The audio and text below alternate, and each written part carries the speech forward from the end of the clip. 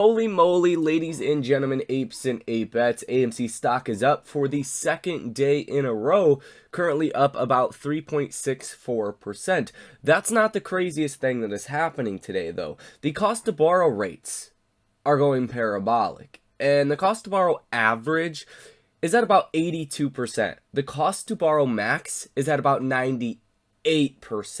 These numbers are getting out of control. This is because AMC has strung together 2 consecutive positive days. There is a lack of shares available to be sold short, and it's putting a lot of pressure on the hedge fund. So we're going to talk about that. We're going to talk about the triple bottom that does look like it formed since we did break above that intraday low of $5.05 that we did set back on November 9th. You're above that by a substantial margin today relative to AMC's stock price, and this could mean more upside from here. Where exactly could it go? Well, we'll see, guys.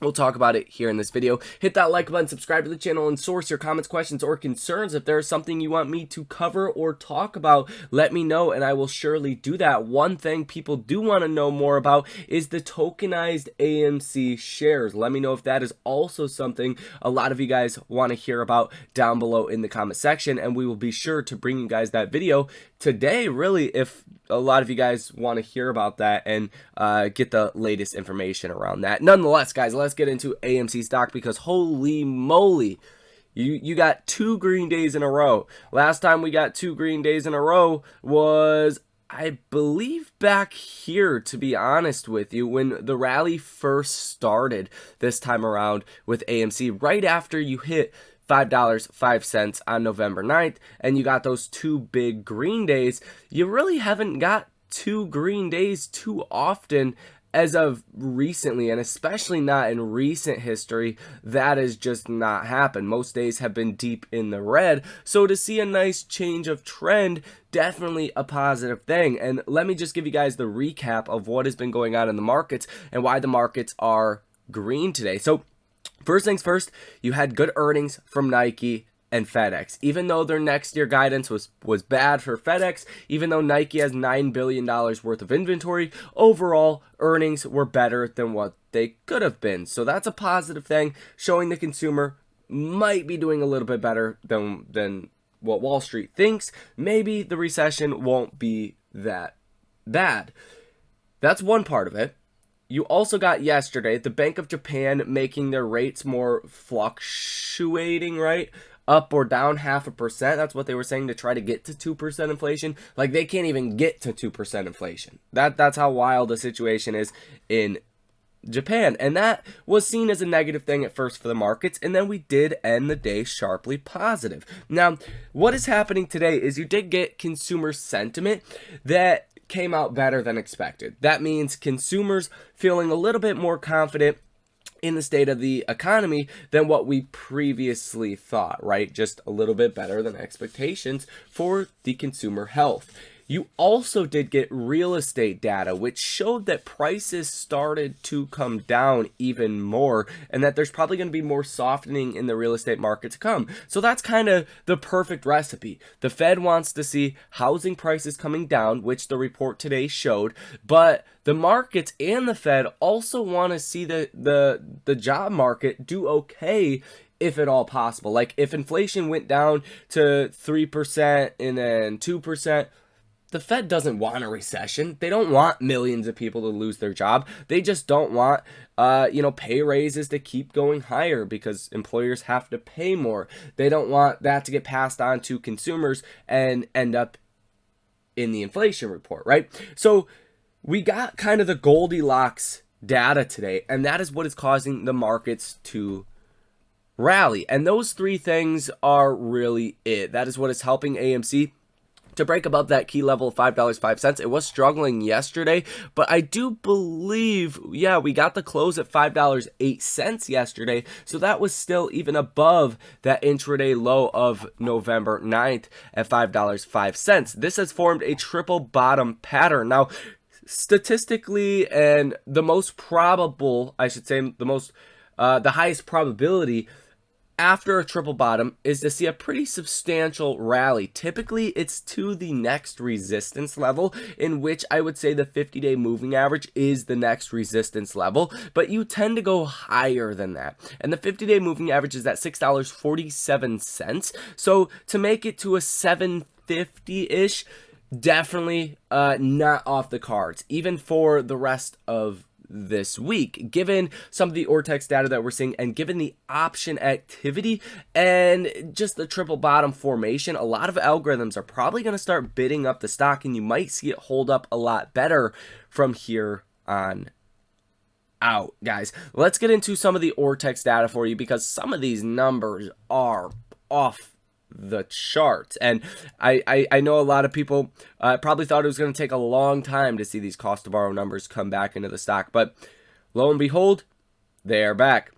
Live short interest of free float sitting at 19.27%, up 0.33% on the day. 325,000 shares currently sold short for the day. 99.32 million shares in total that are now sold short. You are seeing about 0 shares available throughout the entire day. 100 here, 3,000 here, 7,000 here, 0, 0, 0. By and large, not many shares available to be lent out, right? That is causing the cost of borrow rates to go up, which, if you guys don't watch this channel, then you might not be familiar. I don't know how other people explain this to you guys, but if hedge funds already have outlended stock of AMC, well, it tends to make that interest go up as well, even if you've already taken out your short position. It tends to be more on the lines of a revolving line of credit rather than something that would be like a fixed loan, like a car or a house, because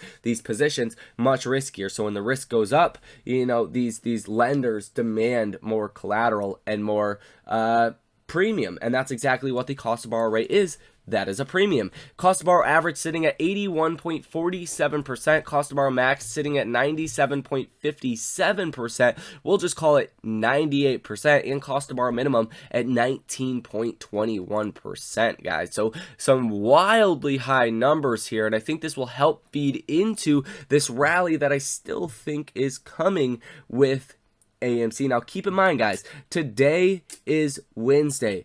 Tomorrow is Thursday. The day after that is Friday. That is typically how it works. We don't have much economic data, obviously, throughout the rest of the day today. We got what we were going to get earlier in the day, in which we already talked about. Tomorrow, you will get initial jobless claims for December 17th. Chicago Fed Activity Index, the final GDP numbers for Q3, as well as PCE.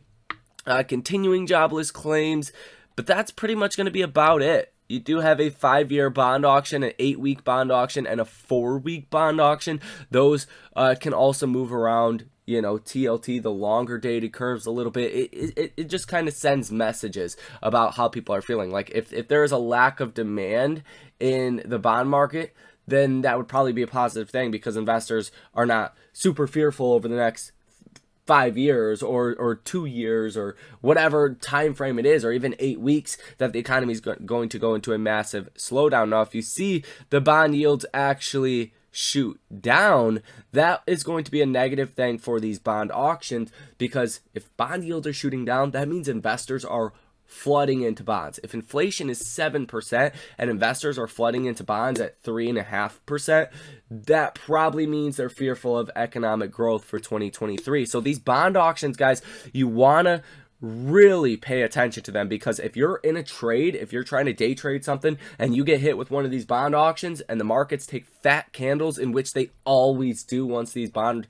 numbers come out, you want to be careful. And that is why I do recommend everyone use Trading Economics. It's free. Literally what I'm showing you is free. You can pull it up on your own computer or even on your own phone to monitor these things. I think it's only really important if you are like actively trading. If you're not actively trading, you're more like swing trading. It's still important, but if you're like in and out of trades, day trading, you definitely want to pay attention to that. That's a big factor in this marketplace. Now, for Friday, obviously, we know personal income personal spending and durable goods orders, all of that month over month. PCE, probably going to be one of the most important things coming on Friday as well. All of this data coming out at 9:30 in the morning, so you will see a big move in the markets, guys. Don't underestimate, just because the markets are up today, that does not mean they will stay up or that they have to stay up. So you're going to get a lot of data coming on Friday. Now, as long as nothing changes from here until at least Friday, I think you're set to rally over the next couple of days, especially since we have sold off so much as of recently. Even the S&P 500 is up 1.39% here on the day. Still fundamentally overvalued, and valuation is going to be a big challenge in 2023. But for a trade here, for an overall tactical call, it looks pretty good for AMC, for the broad markets, just because we have a lot of the data risk out the way, a lot of the catalyst risk out the way. So that's personally kind of what I am looking at. So there is that information. As far as AMC specifically, like I said, I think the stock could go at least to the 50-day moving average over the next couple of days, $6.47 to a high of maybe $7.50 per share. I doubt we're going to retest or break above the 100-day moving average unless we get some new numbers coming out from Avatar or AMC hyping something up, right? I doubt we're going to get that break, but definitely to get a sizable move to the upside. Not too unlikely. Now, if we look at the option activity, this is part of why I've been saying this. This might sound redundant. You guys have heard these numbers if you watch this channel. Now, if you have not, this might be new information to you. So we do have 22,000 calls that are in the money for this Friday. You do have 141,000 calls that are out of the money for this Friday. Big numbers. Keep this 141,000 contracts in mind. If we look at the put side, you have about 20,000 puts that are in the money and 35,000, almost 36,000 puts that are out of the money. This is like 5 times the amount of calls on this option expiration than puts. Typically when that happens, you do tend to see a rally in AMC. Even when you don't have this much bullish option activity, you can still get very big rallies. But when it's skewed like this, it shows a lot of positioning, it shows a lot of confidence. And a lot of these hedge funds, they are the ones going out and actually buying the options. Even over the last 2 days, you've seen a pretty good positive order value. A lot of hedge funds buying the longer dated options, but here today, it's not looking as good as it has over the past couple of days. Positive order value of 9%, 7 orders totaling about $435,000. The dollar amount is a lot lower here today than what we're typically used to as well. Maybe we're seeing more activity with the actual shares here, and once you actually start to get into kind of like a gamma squeeze, that's where you could see more positive order value as far as the options are concerned. Nonetheless, here in after hours, you are going to have Micron earnings. That's pretty much going to be the big one. That's really it for the rest of this week, guys. So that is it. Thank you guys for watching. Hit that like button, subscribe to the channel, source your comments, questions, or concerns down below in the comment section. You guys enjoy the rest of your day, and I will see you in the next one.